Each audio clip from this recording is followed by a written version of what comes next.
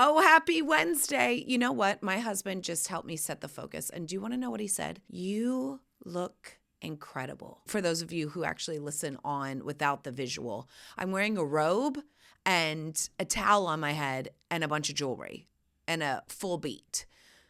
And he thinks I look incredible.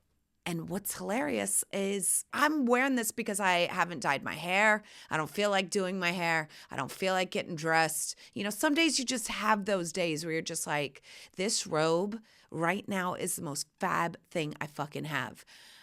I mean, and he said, you look incredible. It just goes to show if you bring energy towards something and if you just put on jewelry, bitch, that's all you need. All right, let's get into it. Hello, world. Come inside the Dear Juju podcast. Oh, hi. Let's talk about what's happening in the Dear Juju universe, okay? I know I talked a little bit about it last week, but holy shift. I've been having such a mind shift just on getting my business sorted. And I want to shout out who I learned Substack from. It's called How We Grow. Her name is Anna Kaylin. I'll put the link down below. She was amazing. I paid for a $97 course, you guys, on learning how to grow my newsletter. And I was like, $97, that's so expensive. It was worth every penny. She was so damn good at it. It's just like, I am going to make money at this. Very excited. I know what people on the internet have been making money at this, like, hello, for probably for 10 years, even more. But it's just like, there's something in my brain that doesn't connect my art to money. And I don't know why. I did it with dancing, and there's something about the performing that I'm missing a link in my head. And I think I just have to start getting paid for it so that I can prove to myself and my subconscious that it can happen and I'm worthy of it and I don't perform without getting paid, because that's tied to my worth. You know, there's a study that said if you are an apple tree, but you want to switch from an apple tree to being a pear tree, but you really believe that you're an apple tree, deep, deep, deep down inside, you're never going to grow pears. And because you're like, I'm doing apple things, thinking apple thoughts, having apple seeds, and not switching out the seeds and doing the things that I need to do to become a pear tree. And that little simple analogy of apple tree to pear tree just hit me so hard. And I was like, oh, I keep giving my art and my performance away for free because there must be a belief system in there that is not agreeing or not fully believing that I should be paid for my art and my performance. I mean, blanket into whatever you're going through, you know, like, do you have something or a side hustle that you believe, God, I really want to get paid for this and I haven't been? Maybe start with your foundation of belief. I not only can, but should be paid for my art or for my this or for my that, you know?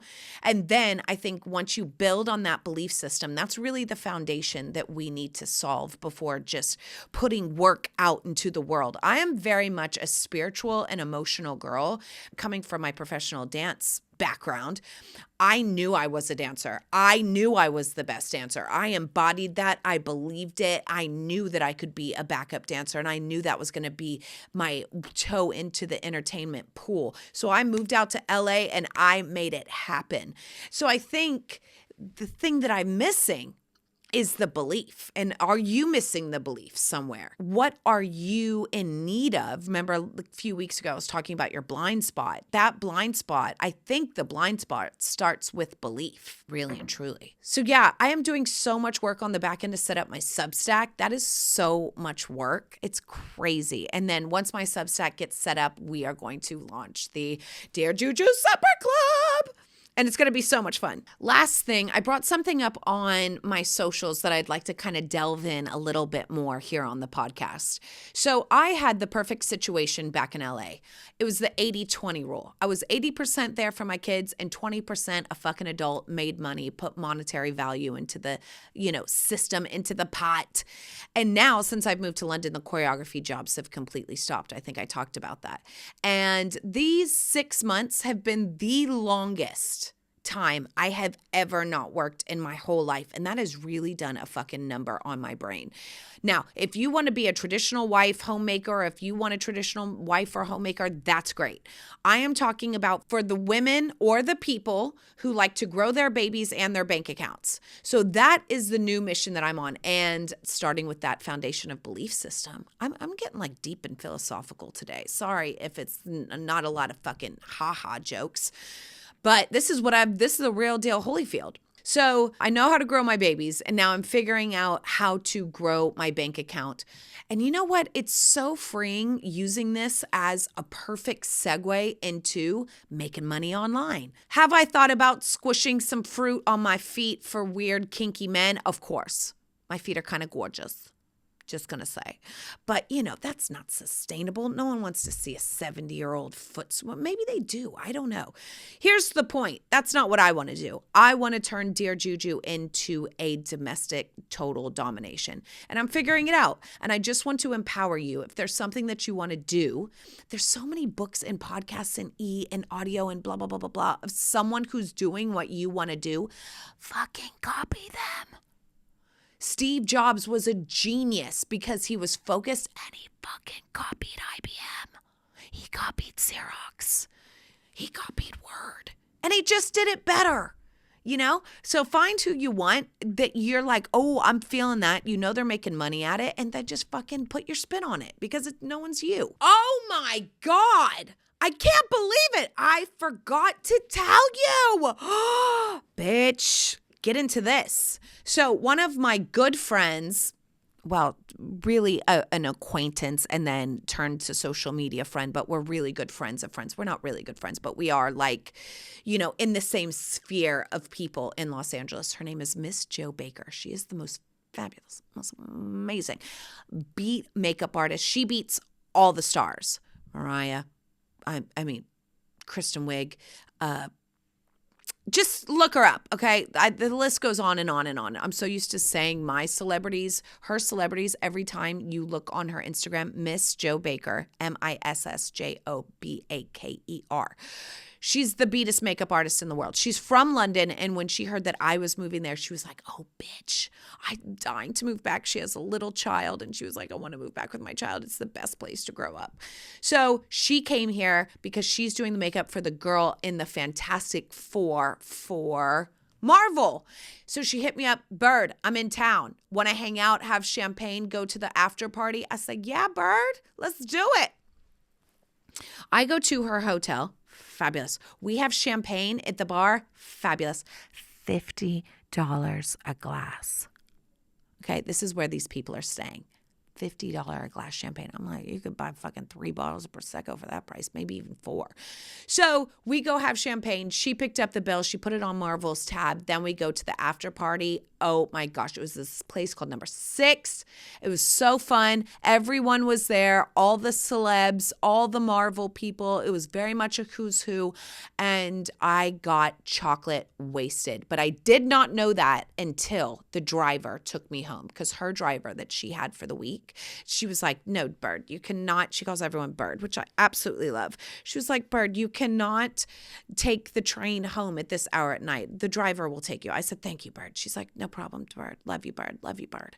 And yeah, we went to the Fantastic Four after party, and it was so fun to have a little bit of Hollywood and a little bit of glamour here in London, and it felt like my old days. But yes, they were pouring Dom Perignon.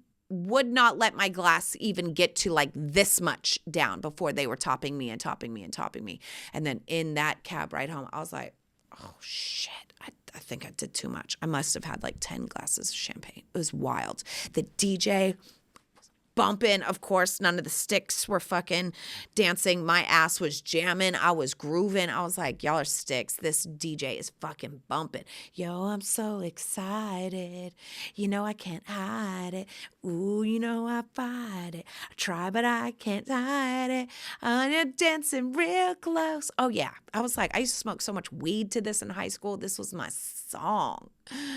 Anyways, I had a fantastic time. And then the next day, of course, the kids woke me up 2-3 times at night, woke up in the morning and got them ready for school. And then I just told Riley, I can't. I'm tapping out. And I went and took a 3-hour nap. I have not taken a 3-hour nap since giving birth to my children, ever. And then my husband came in and he was like, are you going to get up? I'm like, excuse me, fuck off. Okay. I went and had a good time. Okay. I do all the grocery, all the shopping. I never take naps. You woke up last week at noon. Don't come for me. And I took a nap and it felt great. And I think there's just sometimes nothing more decadent or such medicine for the soul is going out, having a good night, coming back, feeling a little hungover, and then just taking a nap. You just feel like you're in your 20s again, and it feels so much fun, and I had the best time. Sorry to talk about me, but that's what this whole first part's about. Okay, I gave you a little advice. I had to tell you what a fab time I had. All right, now with all that, let's get into some Q&A. No. All right, now with all that, let's get into some domestic goddessness. Cooking. Okay, growing up, we used to have this place, this French place, tried to be French, like a Provence place. It was so cute now that I think about it, called La Madeleine in Texas. Strawberry cream dip that I literally dream about. It is on my reel. I'm going to repost it on my stories. Technically now it's called Strawberries Romanoff. I call it Strawberries Jujunoff. Strawberries, you cut them in half, 2 tablespoons sugar, 1 teaspoon Grand Marnier, lemon zest or orange zest. Toss it and let it marinate in the fridge for 2 hours. For the cream, half a cup sour cream, 2 teaspoons brown sugar, 1 tablespoon brandy. Mix and set aside.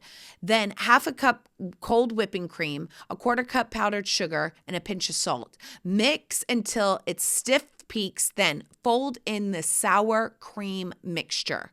You guys, it's creamy, it's gorgeous, it's divine, and it makes the best dessert. Cocktails. Have you ever had a Campari Spritz? I had one yesterday at a friend's house, and it was just as delicious as Aperol Spritz. If you like Campari, Campari Spritz is so gorgeous. Use a little less than you would the Aperol because it's more bitter. But honestly, I actually like it better than Aperol Spritz because Campari is just more bitter and more alcohol. So if I'm going to do it, I'm going to do it. And I think I'm switching to Campari Spritz for the next Burger Bash. And we're having our Burger Bash this Friday.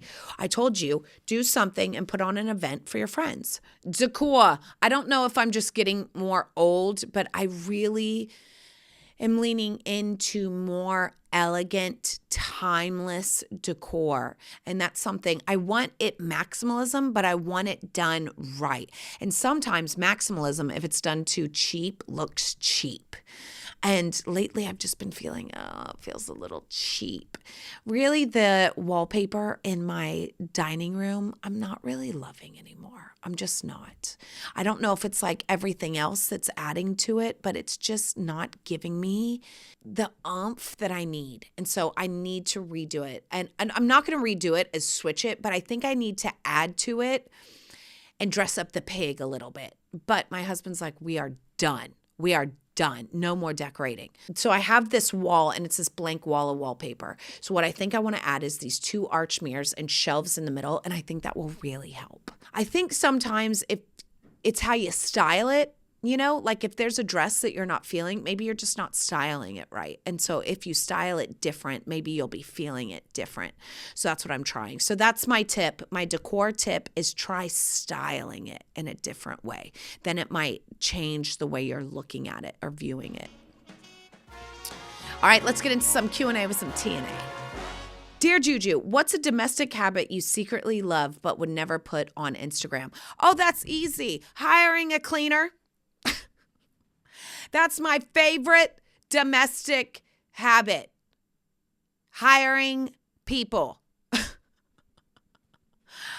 I love cooking, but do I like cleaning? Fuck no. So do I love hiring a cleaner? Fuck yeah. That's my favorite domestic habit. What's one luxury item that's absolutely worth the splurge, no matter your budget? Sunglasses. Sunglasses. It ain't the bag. It ain't the shoes. There are dupes out there for days, but there's something about good designer sunglasses where you can feel when they're expensive. get you some sunglasses, bitch. And it elevates every look. Like right now, if I throw on sunglasses, it would be so major. Dear Juju, I love your style and the way you make it your own. What is your glam girl survival kit for a chaotic day with kids, deadlines, and dinner? Thanks so much for making every day fab. Ah, my glam girl survival kit for a chaotic day with kids, deadlines, and dinner. You guys ready? I'm wearing a fucking towel. Okay, look what jewelry does. Look what jewelry does. Look at this. Hello?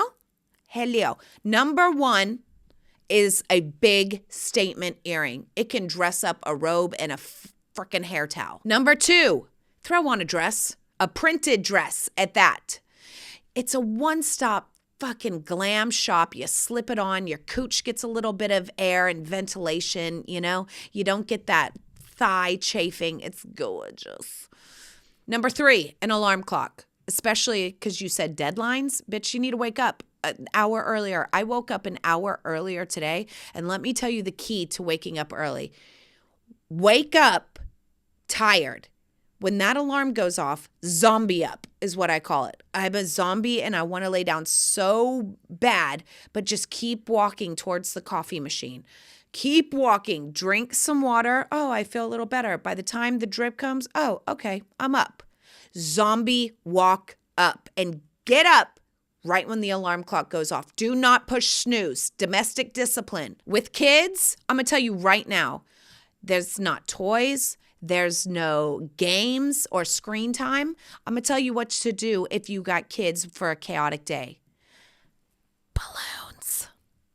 What? Balloons.